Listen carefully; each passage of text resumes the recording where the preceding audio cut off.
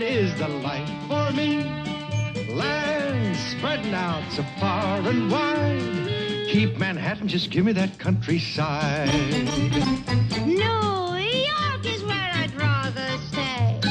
I get allergic smelling hay. I just adore a penthouse view. Darling, I love you, but give me Park Avenue. The chores. The stores. Fresh air. Times Square. You are my wife. Goodbye, city life. Green acres, we are there.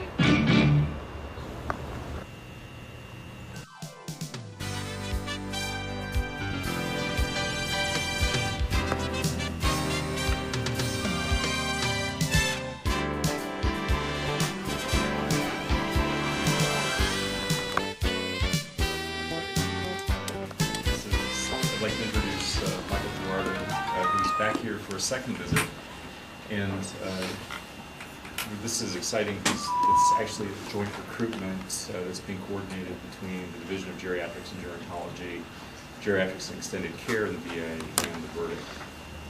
So, and I hope this is a harbinger for more collaboration in promoting health services research inside the VA in the future. So Dr. Gerardo is from Texas, from El Paso, did his undergraduate work here at Trinity University, and then went off to Ohio, where he did his doctor of osteopathy at Ohio University. I got that right? Right. Right? Then off to do his residency in internal medicine in Chicago, and then got his geriatrics training in Providence, Rhode Island at Brown University, where he also got an MPH and worked with Dr. Moore on looking at Medicare data and quality of care in nursing homes. And so he's developed an interest in health disparities in nursing home care, which he tells me is a field that has not been looked at in the VA, using VA data or VA databases. And this is a huge issue, or potential huge issue for the VA, and I think the VA should be directly interested in this. So Michael's back here for his second visit, and he's going to be giving us talk on cultural differences and ethnic differences in nursing home care. So welcome and thank you. Thank you very much. So what I want to start with is some background slides to the two studies that I'm going to present. And the first slide talks about the aging of the American population. I think that everyone here in this room is well versed in the fact that America is getting older. There are about 35 million older adults now, and that number is expected to increase to about 82 million within the next 50 years. Something that's not so widely discussed, but I think is pretty important, are the changes happening among each of the ethnic and racial groups that make up the old. So the bottom part of this slide shows three columns. The first column are the major ethnic and racial groups. The second column is the growth rate that's expected per year over the years 2020 to 2050 for people over the age of 65. And the third column is the absolute number of persons in millions that is expected in the year 2050. So what you see is, for non-Hispanic whites, there's going to be absolutely no growth rate between 2020 and 2050. That is not true for African Americans, Hispanics, Asians, and even Native Americans, where you see upwards of 3% per year growth rate for the Hispanic population. And although there's going to be tremendous growth among these ethnic and racial groups, they still will be much smaller than the dominant population, which is the non-Hispanic white population. I think this slide very nicely pictorially shows that exact point, and it is that you're seeing tremendous changes even as early as 1990 to 2050 in the proportion of people that make up these different groups of color. So the point being that there's demographic changes occurring among the old, and we have really little data to describe what's going on with that population. My particular focus is the nursing home, and I have several reasons why. The first is it's a safety net. It's the final locus of care for all older adults. And increasingly, nursing homes are faced with multiple demands to provide post-acute care, custodial care, and end-of-life care. And it's a subject of great debate because the government wants the nursing home to do all these services, but they're not giving them the resources to be able to meet the health needs of this very vulnerable population. And for me in particular, the poverty of research on Hispanics in the nursing home leaves an opportunity for me to kind of fill the niche. So some historical context. The first point is that Hispanics underutilize the nursing home when compared to non-Hispanic whites. This slide shows 4 different studies that show the rates of institutionalization by ethnicity for both Hispanics and non-Hispanic whites. The first 2 studies are national studies, the Census 2000 and the AHEAD. And the last 2 studies are specific to localities. One is the third is the St. Louis Valley, which is in Colorado, and then the third is in Phoenix, Arizona.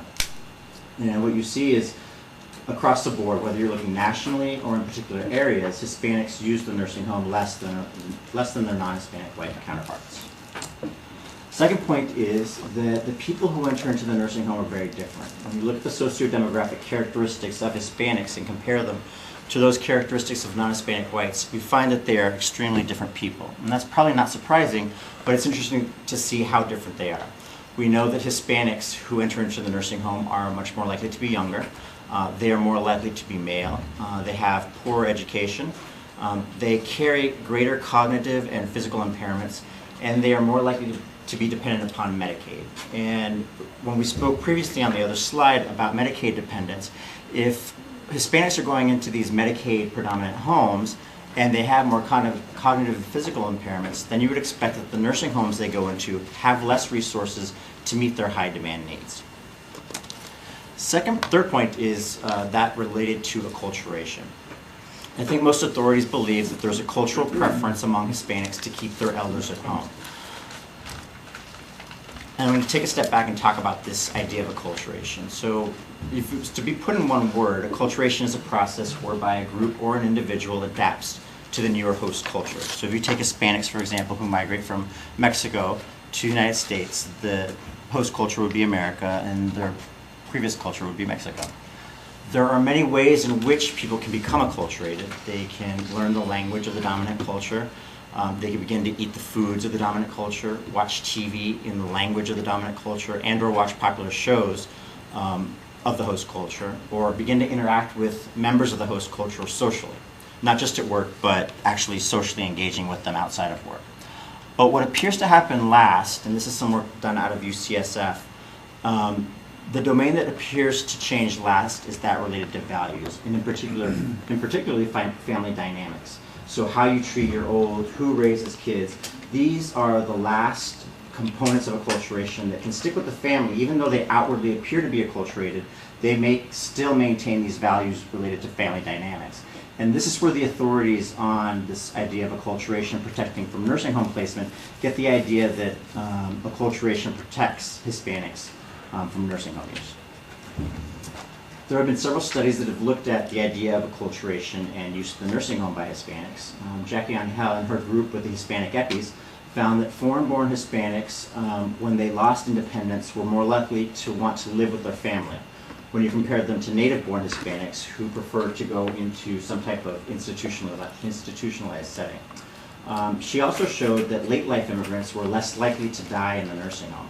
But there's no study that has really explored the association between a person's acculturation status and use of the nursing home. Fourth point is related to quality of care. And the point is pretty blunt. The care given to minority residents is probably of lesser quality when you compare it to the care of the majority population. Disparities in quality of care have primarily focused on the white and the black population, and what they've shown is that African Americans are more likely to experience pressure ulcers, they're more likely to reside in homes with high deficiency rates, and they experience delays in nursing home placements. Several studies have looked at minority nursing home residents in general, and what they found is that they are less likely to receive appropriate medications for chronic illnesses like cardiovascular disease, Parkinson's disease, chronic pain, and diabetes mellitus.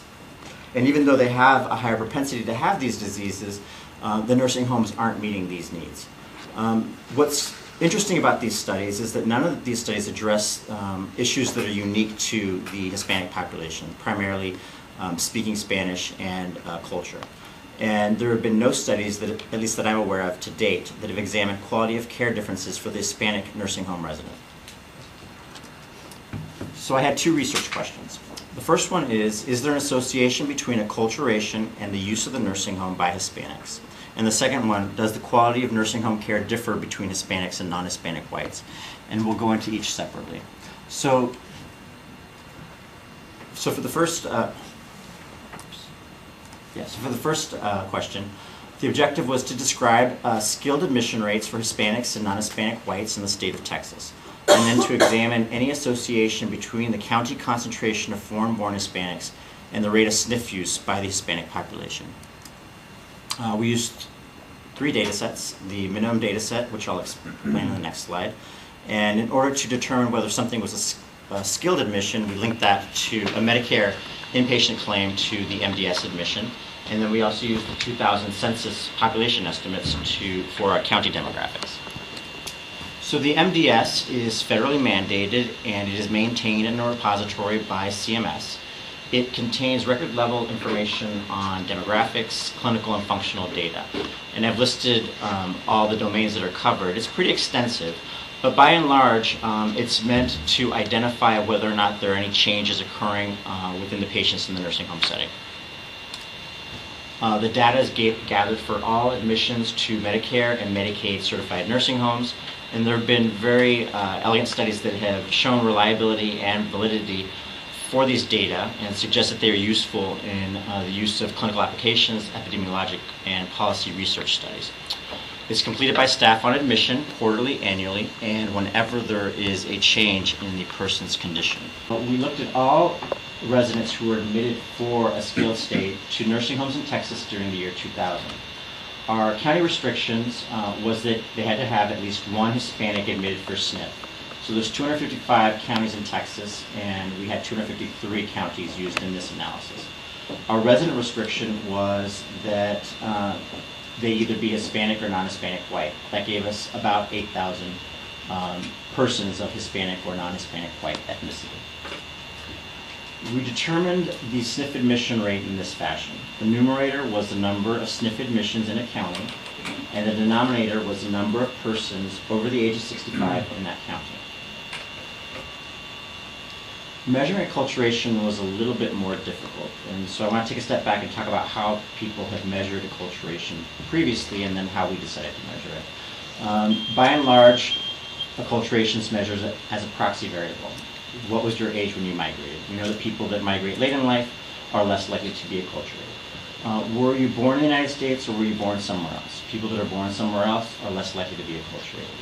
How fluent are you in the language of the host culture? If you don't speak English, then you're probably less likely to be acculturated. But none of these proxy variables take into account how complex acculturation is and the different levels at which acculturation occurs. So there's different scales. The bidimensional acculturation scale, the acculturation rating scale for Mexican Americans, and then the Hazuda acculturation scale. All these are gold standards which identify the complexity of individual level acculturation and take into account the different domains and just don't use one variable to identify with acculturation. Another way of measuring acculturation is to look at groups of people. Oster-Marquides found that the greater the proportion of Hispanics in an area, the lower the rates of depression. Their colleague Asbach found that the greater the proportion of Hispanics in an area, the lower the rates of cancer, stroke, and all-cause mortality. For both these studies, that was at the level of the zip code or the census tract. And then Anderson found that the more foreign-born Hispanics you have in an area, the greater the number of injuries among children who lived in that area. And that, I think, was done at the county level. So we decided, based on the data that we had, to kind of follow along with this group acculturation analysis. So we developed what's called the immigrant index, and it's pretty simple. You divide the total number of foreign-born Hispanics in a county by the total number of Hispanic residents in that county. And a low immigrant index would be that there were fewer foreign-born Hispanics, and a high immigrant index meant that there were quite a few foreign-born immigrants in that county relative to the number of Hispanic residents.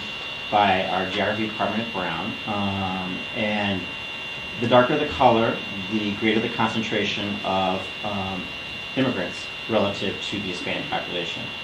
So you see, you know, along the border, there's some high areas around West Texas, primarily along the border. But what was interesting to me was this concentration of foreign-born Hispanics all the way out past Dallas in very East Texas. And I don't know if that's related to labor issues,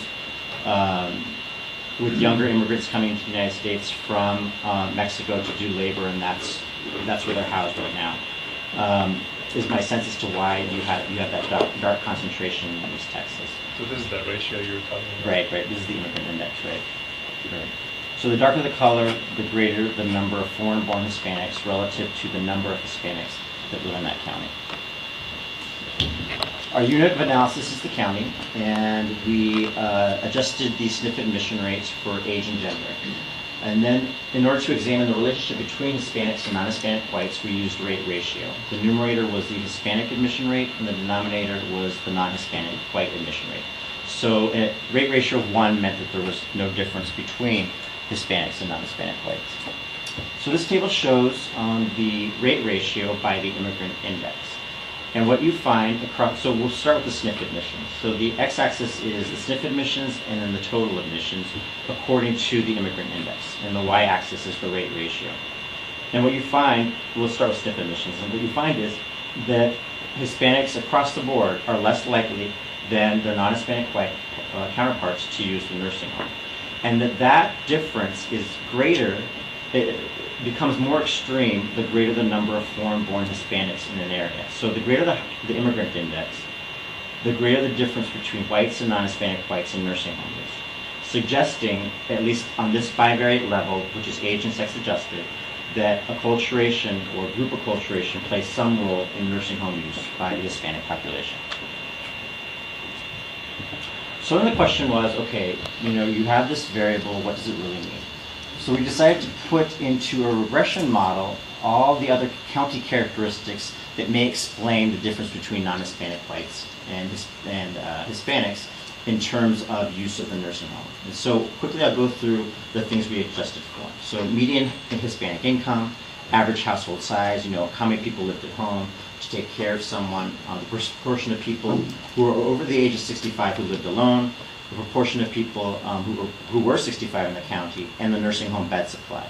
And that gave us an idea as to what, in terms of the health service need, and in terms of the whether or not there was someone reliable in the area to provide social support, and whether or not they had the finances to get into the nursing home. So adjusting for those things, here's what we found. And actually that should be a minus 3.7. So, and that relationship was significant. For Hispanic female, that relationship was even stronger. So for every % increase of foreign-born Hispanics, you have almost a 5-fold decrease in use of the nursing home. And again, that relationship was significant. Suggesting that even after you control for all these other socio-demographic variables and the availability of nursing home beds, this variable foreign-born Hispanics is still associated with the outcome. You guys can ask questions throughout if you want to.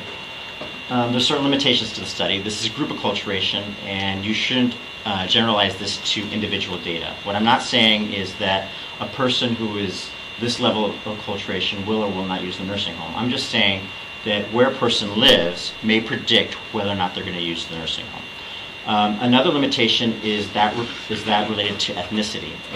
On the MDS, it's reported by the staff, and most often the staff just look at the last name of the individual and then mark off what your ethnicity and race is, so that can be problematic.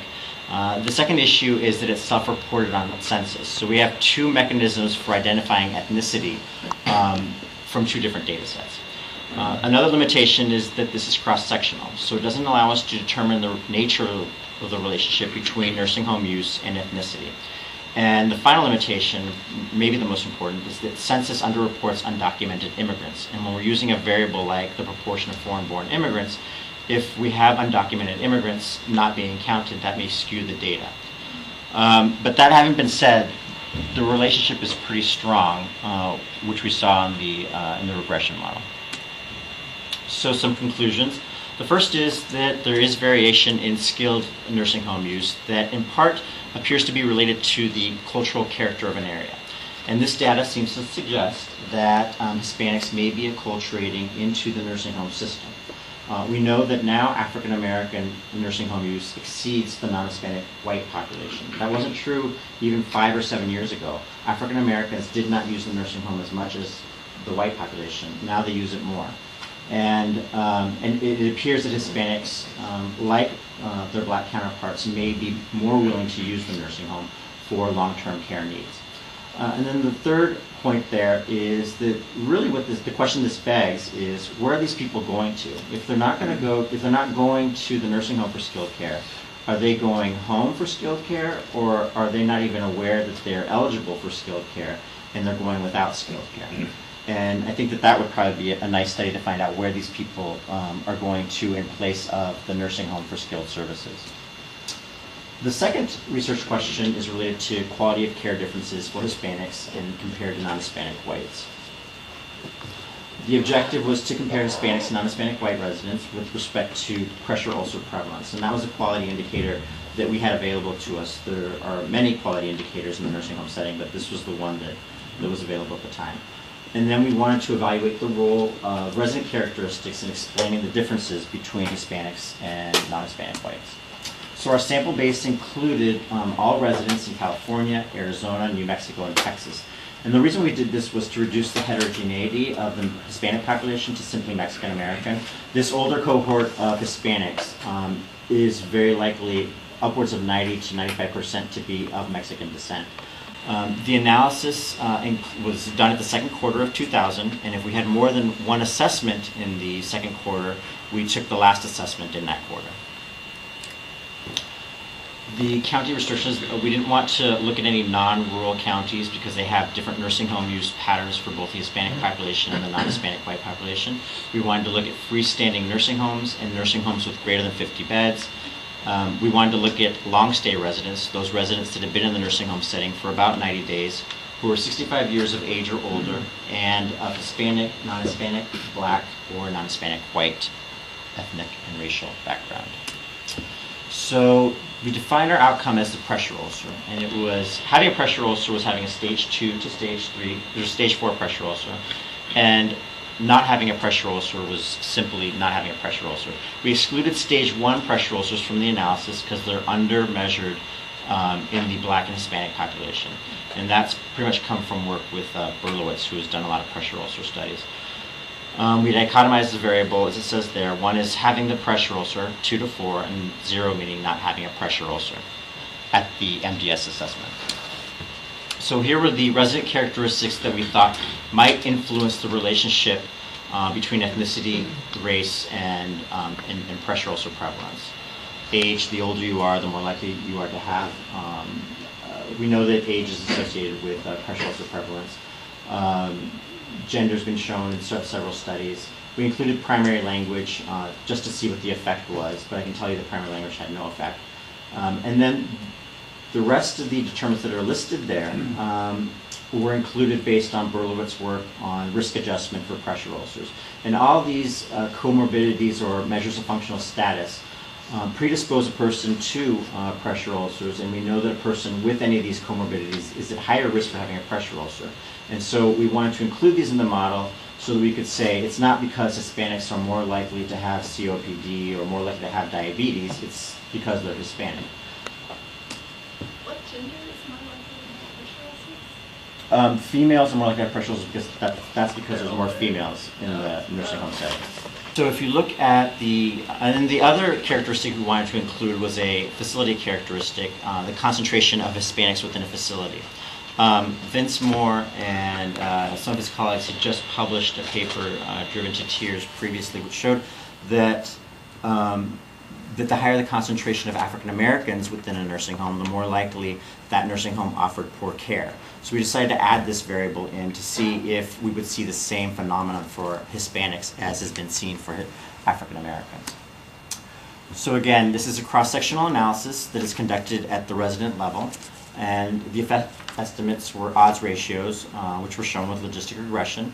And in order to adjust for the fact that bad events happen within bad nursing homes, we applied what Stata calls the Hubert-White robust variance estimator, which simply reduces the standard error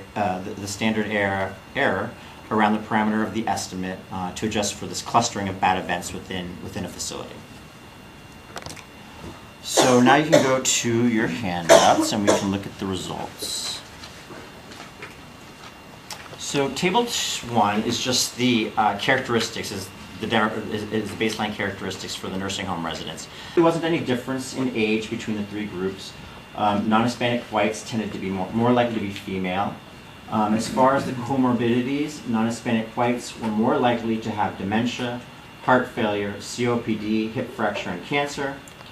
Hispanics were more likely to have diabetes, and African Americans were more likely to have diabetes as well, more likely to be immobile, had higher rates of cancer, and urinary and fecal incontinence. So taken as a whole, those comorbidities that probably, that you can bang will get you a pressure ulcer, incontinence, both urinary and fecal, and bedfast, are pretty highly prevalent among the African American population. So it wouldn't be surprising to find that African Americans would have the highest pressure ulcer prevalence rates because they have the 3 dingers for getting a pressure ulcer.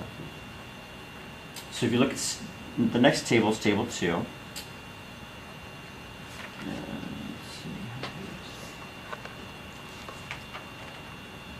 Right there, table 2.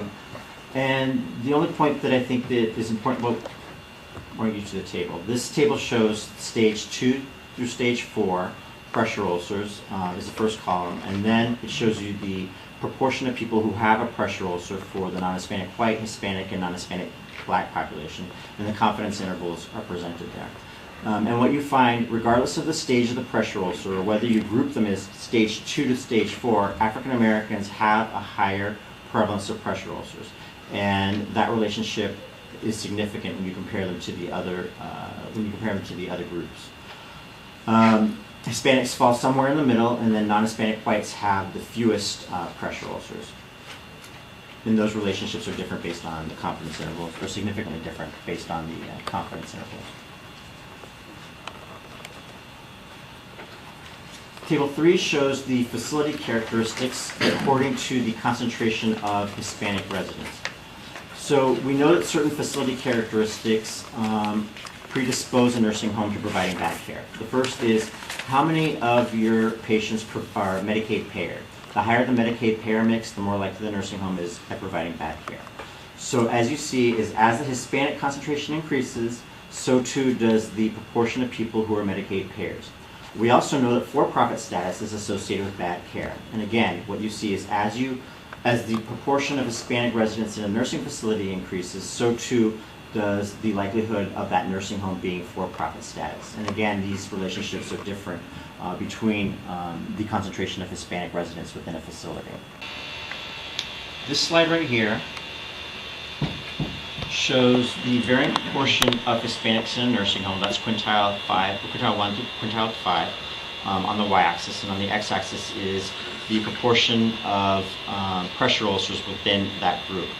And what you see is from quintile 1 to quintile 2, although there is a difference between 6.5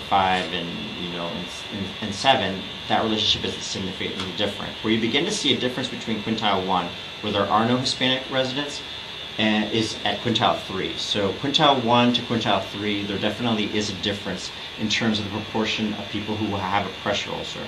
Then there's a plateauing between quintile 3, quintile 4, and quintile 5, such that there is no difference. So the real difference is between quintile 1, where there are no Hispanics, and then quintile 3, where you begin to have between 3 and 10% Hispanic nursing home residents in a facility.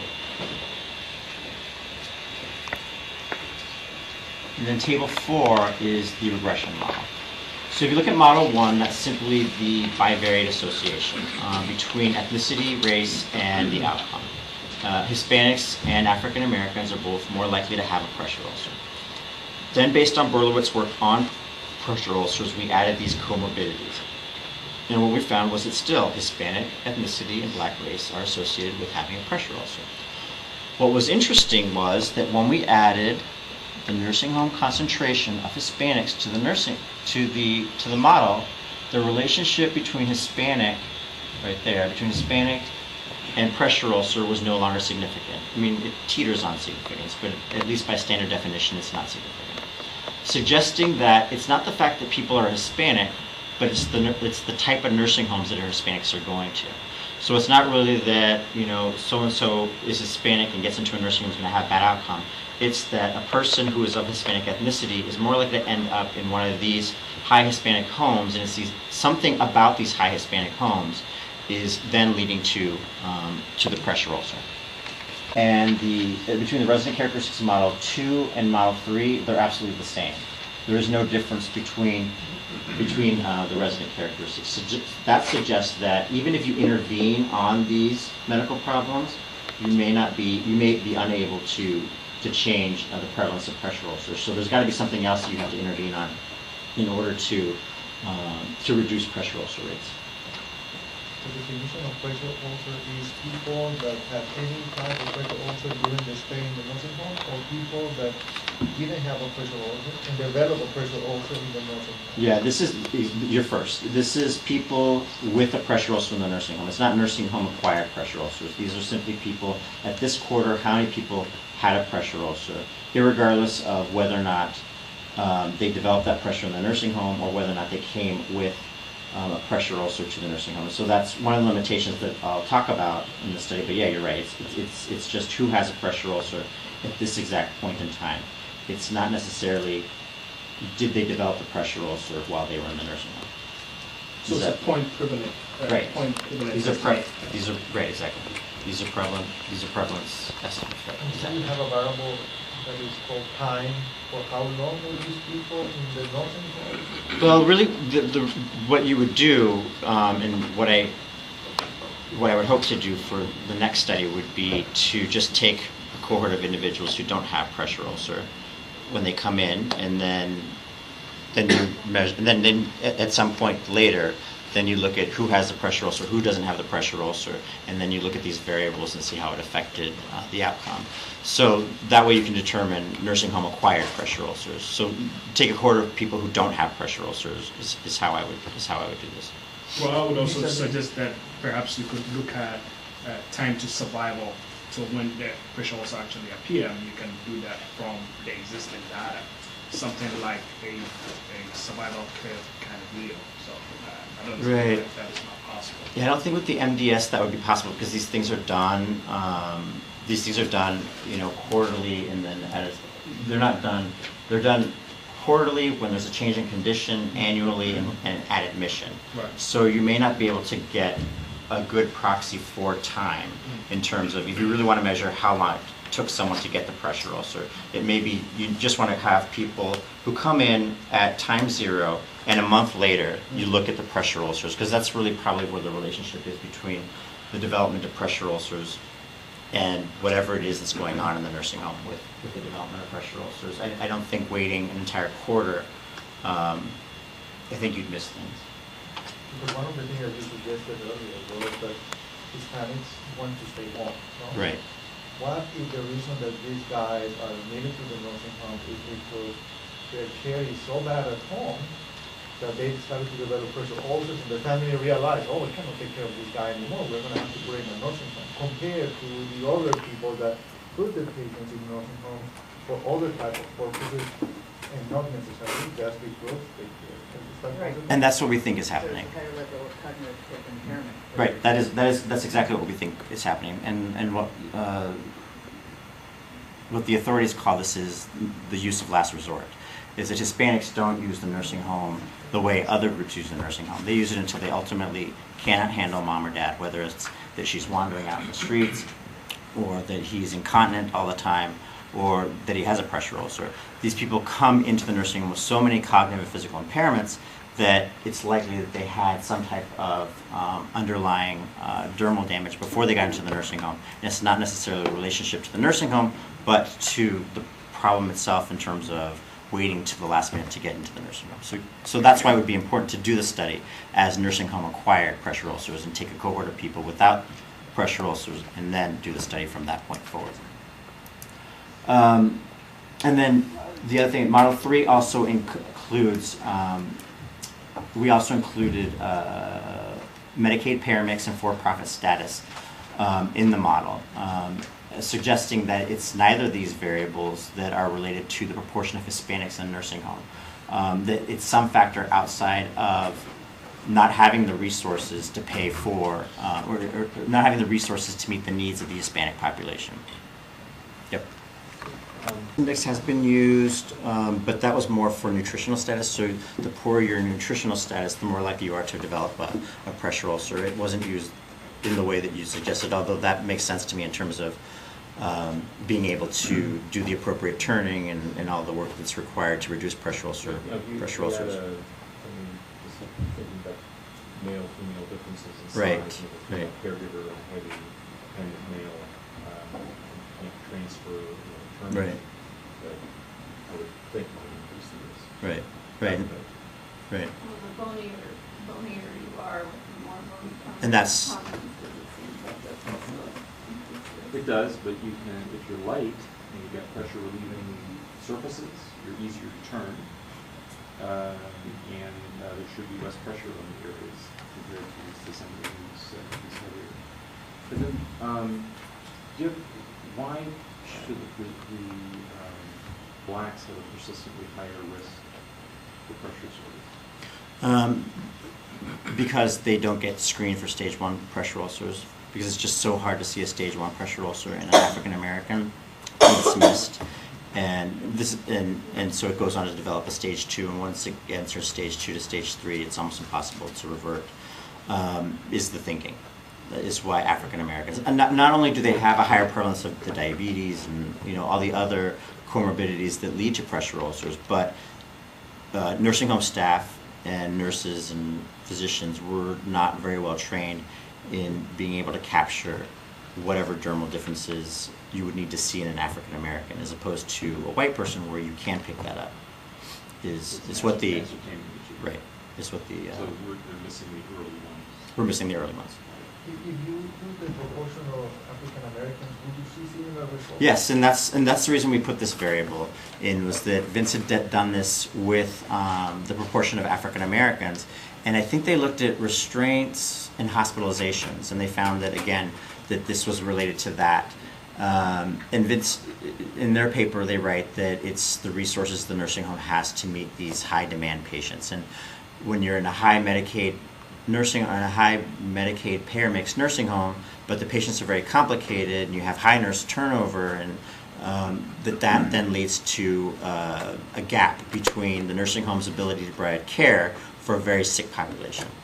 Have anybody looked at the beds that they have in these nursing homes? The beds? The beds. You mean in terms of like whether or not they're pressure reducing beds? Yeah. Some of the beds are harder. And Yeah. I can't imagine that those beds are easy to access in these Medicaid nursing homes. I know that I've worked in very well-to-do nursing homes, and I've worked in very poor nursing homes, and it's hard to get these good beds even in the good nursing homes. So, but no one's ever done that kind of study. And to be honest, a lot of the studies that have looked at these issues of turning and the beds, they haven't always consistently shown that you're going to reduce pressure ulcers, or that they're that great at affecting pressure ulcers. Some studies have shown the exact opposite, that even in the face of these things, these people are still going to get pressure ulcers. So there's kind of mixed feelings as to how these interventions prevent pressure ulcers. Do you have a variable that the transition, for example, if these patients were coming from a hospital, more likely to have been in this type of environment that is more acutely aware of these situations compared to people that are coming from home directly? There's a variable has been out of the ER 90 days, and there's a variable has just come from the hospital. So, and then when they come from the hospital, they get a new MDS assessment. So you may look at the number of MDS assessments they have prior to. So there would be ways of kind of figuring out how many transitions the person's had, probably. It would be the easiest way to do that.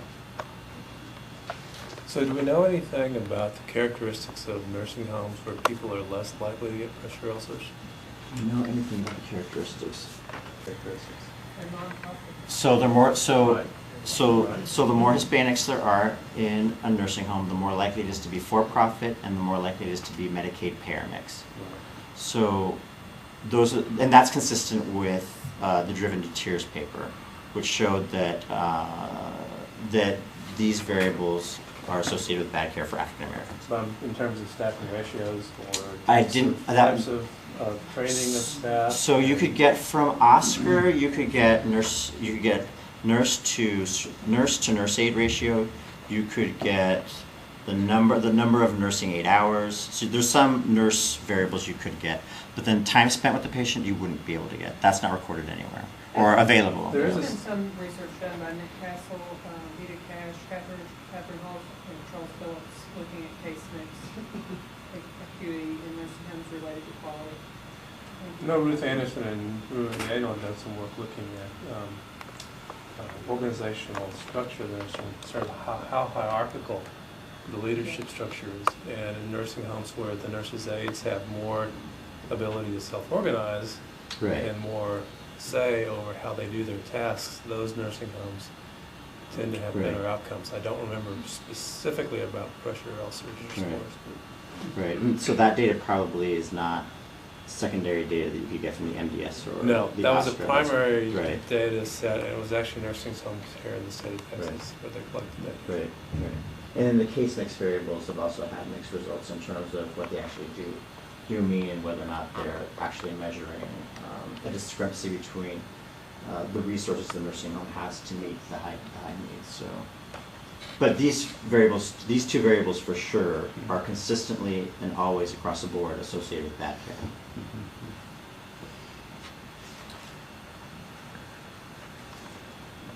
Okay.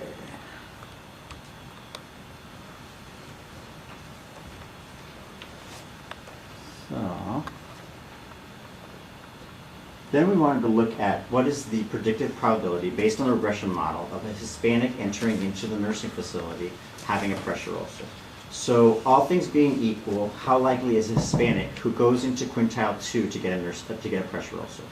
In quintile 2, a Hispanic who goes into the nursing home based on that regression model has a 3% chance of getting a pressure ulcer. In quintile 3, a Hispanic has about a 16% probability of getting a pressure ulcer.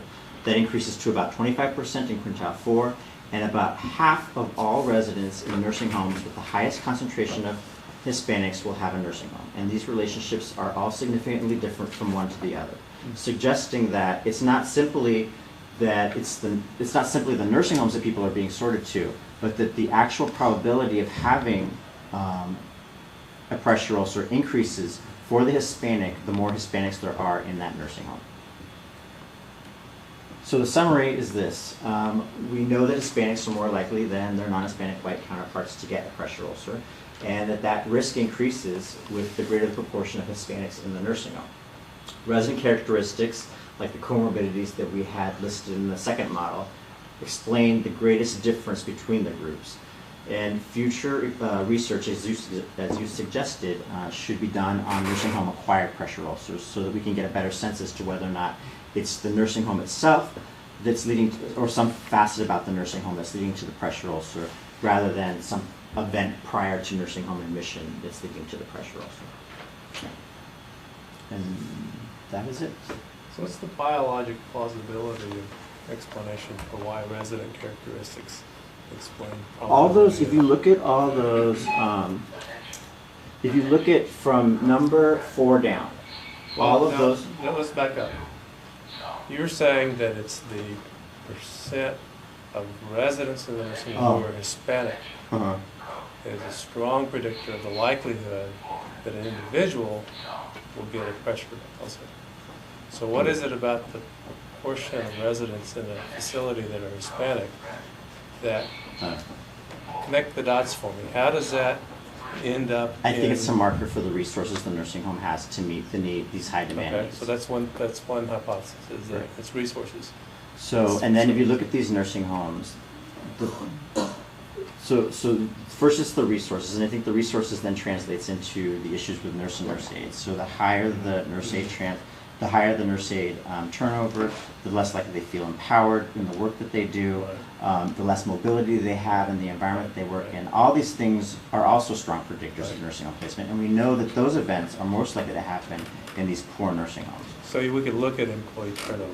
Yeah, so I would look at employee turnover. In nursing homes to see if that. I'd look at employee satisfaction. I would look at, I mean, all those things. I think that really, and I think that, I think most people would agree with me that the bottom line is the nurse aide. And until we find a way to either make their job better or help them in their job, you're not going to fix these quality indicators. I think that needs to be the target in order to improve quality of care in the nursing home setting. I don't think it's increasing physician presence. I don't think that it's reliable on medical directors. I don't even think that it relies on having more nurses. I think it relies on getting these nurses and nurse aides. Like there's something about the organizational culture. Oh, for sure, organizational development, for sure. The organizational culture of these places. Right. Well. And I know that there's a study coming out that's looking at where nurse aides go when they leave the nursing home. But when they feel like, okay, I've had enough, I'm out of here. Where is it that, are they going to the hospital setting? Are they just quitting nursing altogether? Or are they going into some other environment? Because clearly, we know that it's job satisfaction that is leading them out, and whether that's having to turn over this morbidly obese person every day, and not having the appropriate equipment to do it or whatever. There's also job satisfaction, and we know that they're just not satisfied with their jobs and don't feel empowered, and the decision making that goes on in the nursing home. All these are things that they complain about, but where they're actually going and whether or not they come back to the nursing home will be very interesting to find out. Really interesting data. How do you know that we as Hispanics are not genetically predisposed to have the butt skin that is a little bit softer than the white? So how can we really rule out? Well, I know my skin is softer, but I don't know that that's what we do know is that we are more likely to have these diseases and these measures of functional impairment or comorbidities that lead to changes in the blood supply to the skin. And that should be the reason for why Hispanics have more pressure ulcers. So once you control for those things, there shouldn't be differences between blacks, whites, and Hispanics, other than the fact that Hispanics and African Americans are sorted to these bad nursing homes. And there's many different reasons for why these nursing homes are bad. But once you remove from the equation poor oxygen to the skin because of any one of these from number 4 down to 12, once you remove that as a reason, there should be no differences between Hispanics and whites. Because it's these problems that lead to some change in the skin texture, to some change in the skin texture. And so outside of that, then it has to be something else, i.e. the nursing homes that they're going to aren't able to provide the care that they need. So, any other questions? Yes. What about education? I know that the situation could be different from Hispanics in their own countries. Some of them will be unemployed. Mm-hmm. Usually the eldest daughter will take care of especially the father, or would hire a maid to take care of the old folks. Even if they are apathetic, it's better than they have behavioral problems. Right. And I would expect that with the higher education, most of the family will be with an employee, and they will hire somebody to take care rather than put in a nursing home. Right. At least in my country, in Colombia, just the top of the people, the wealthier people, put somebody in the nursing home. That is not very frequent. Right. But here, I guess most of the Hispanic come to work. Most of them can get even a low-profile job, and for them at some point will be better to put in a nursing home. But right. I didn't see education. Well, education of the individual itself wouldn't lead to the pressure ulcer, but you're right that the environment where the person comes from, for the reasons you mentioned, may lead someone to have a pressure ulcer. Probably the mechanism by which that would happen would be that people who are poor end up only having poor nursing homes as resources, so they end up using these poor resource nursing homes, and you have higher pressure ulcer rates. But with women entering the workforce, with families living farther and farther away from their children, with parents having fewer and fewer children, higher divorce rates. All these things are leading to a society that has a large aging population, but very few people to care for them. And Hispanics, I think, are very much affected by the two-parent workforce, and are very much affected by not having enough money to pay for their kids and pay for their parent and pay for their parents' needs, and then also moving away from their parents. So I think all these things, at least among poor Hispanics, would predispose getting a Hispanic person into the nursing home, just simply because of lack of social support. And eventually they are more proactive, they're more educated in the relationship with the doctor or the health organization people. Right.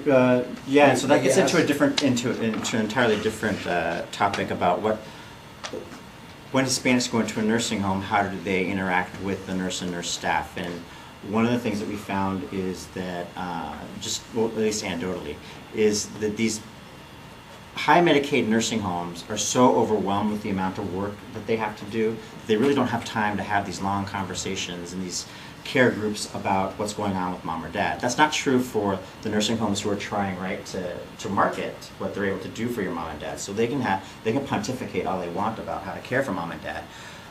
And that might engage these more educated, wealthy families. But I don't think the poor nursing homes really have the time to do that kind of work. But I think it's all just part of the same process of the lack of resources to do better care. So the word, I guess, the rest of those geriatrics. I mean, how does the VA organize its nursing home responsibilities for people? Who's eligible for care through the VA, and where these folks take care of, and what data are there about what happens to them long term? I don't know about the eligibility criteria, but I can tell you that it has some extended care facilities that it runs, the VA does, but it also contracts out into the community.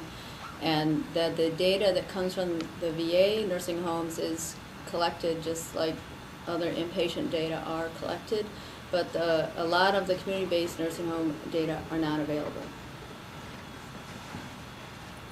So, but that stuff would be in the MBS then. So if you knew somebody who was a VA eligible person and went out into community nursing home, the VA was doing contract nursing home care, that data about that individual would still be in the data set. Should be, yeah. And Mike, you have a contact, and what was Scott's name? Oh, it's Gerardo. Yeah. Who can hook us up with the community-based clinics, and we can probably get that data. Right. Or some Well, kind of- yeah, all you need is their Medicare claim number, Okay. and then you can access, where they're going. So what would be interesting would then be to look at like transitions of care, because a lot of these individuals just don't transition between the nursing home and then the VA hospital or the VA clinic. They actually go out into clinics, out into the community and or other services. And so by tracking them through the Medicare number, that might be an easier way of looking at them comprehensively as opposed to fragmented. But I think you could still, even though there are nursing home users and non-nursing home users within the VA setting, or community-based versus VA-based, I think you could do some really nice studies on just the VA users. And among VA users, what is the quality of care? Are there ethnic and racial differences? To be honest, I don't even think that there's stuff done on the quality of care in the nursing home now. So even starting at that point, I think, would be novel. And then moving into ethnic and racial disparities from that. Great. So, eligibility criteria for contract nursing home care, I guess we need to be socioeconomic, you have to be very poor, or you have to be service connected, right? Service connected. It's related to the service connectedness. I don't think it's related to Okay, so then these would be people who have to be more than 50% service connected. I think it's 70% or higher. 70% It's 70%. for nursing home care? I mean, so there are all kinds of other selection pressures. No. I mean, that would be something else to look at, because there are people who don't meet those eligibility criteria, who make it inpatient care at the VA, go out to a nursing home because the VA doesn't support that. And, you know, if the VA is paying contract care to a nursing home, the nursing home is probably in a vested interest in trying to do a better job of caring for those people. It's like having private pay to subsidize what the Medicaid rates would be. So you could, you know, look at that as a driver too. Right. One of the issues the VA is facing now is the cohort of people who have severe mental illness who are getting into that population in that age group that they need more extended care than what they're getting now. And we know very little about nursing home care of veterans with severe mental illness.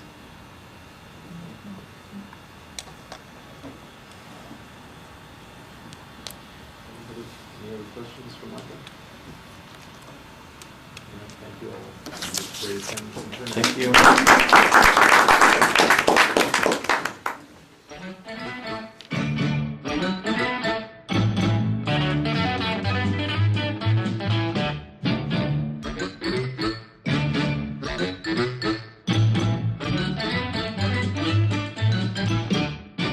Green Acres is the place to be. Farm living is the life for me. Land spreading out so far and wide. Keep Manhattan, just give me that countryside. No